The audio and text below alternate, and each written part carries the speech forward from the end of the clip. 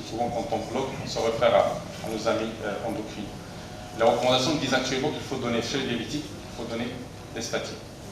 Et lorsque, je ne sais pas si c'est l'avis de nos amis endocriniens, mais je parle des recommandations européennes de la société cardiologique. Et lorsque on n'arrive pas à équilibrer, là, on peut ajouter les fibrates. Ça, on peut ajouter les fibrates. Mais les recommandations, à ma connaissance, chez les diabétiques, il faut commencer par les statines.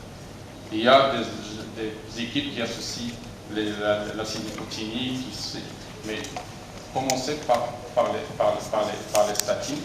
Et s'il y a un échec, on peut commencer par les fibrates, ou s'il y a une intolérance aux statines. Et je pense que M. Rolby ou M. Prévost vous diront leur avis.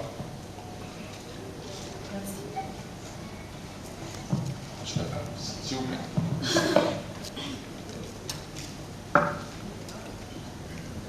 Ben justement, ce que vous venez de dire, c'est les recommandations.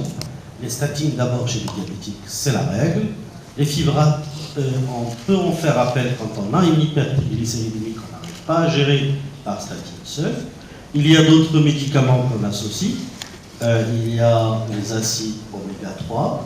Il y a des fois, on fait appel aux autres médicaments qui sont mal tolérés, qui sont l'acide nicotinique, qui sont les autres. Et donc là, chez le diabétique, c'est généralement les statines. Généralement les statines pour baisser le LDL cholestérol, protéger le cœur, protéger les vaisseaux, et les triglycérides finissent par répondre. Dans certaines situations, nous sommes appelés à ne pas respecter les recommandations. Les lois sont faites pour être violées, pas pour être respectées. Justement, on commence par les fibrates, et on a des résultats. Vous savez que les fibrates ont aussi une action minime sur le LDL cholestérol.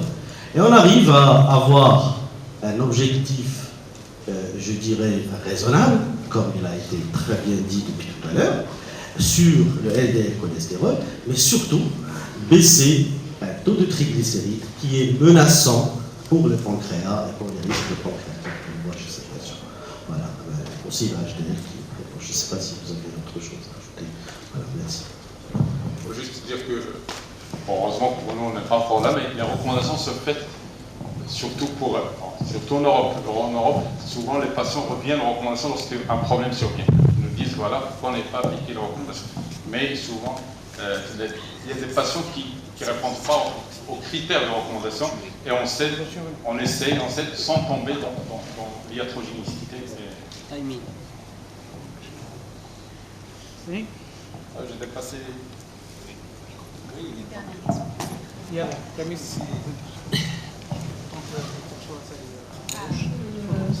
Bonjour.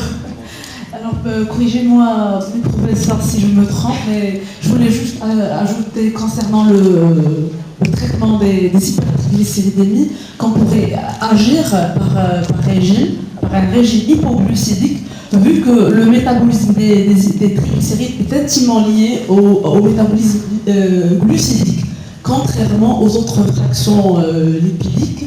On pourrait, c'est ce que je voulais dire, on pourrait d'abord agir par un régime hypoglucédique et éventuellement associer les phénofibrates et éventuellement les autres hypolipémiens. Merci.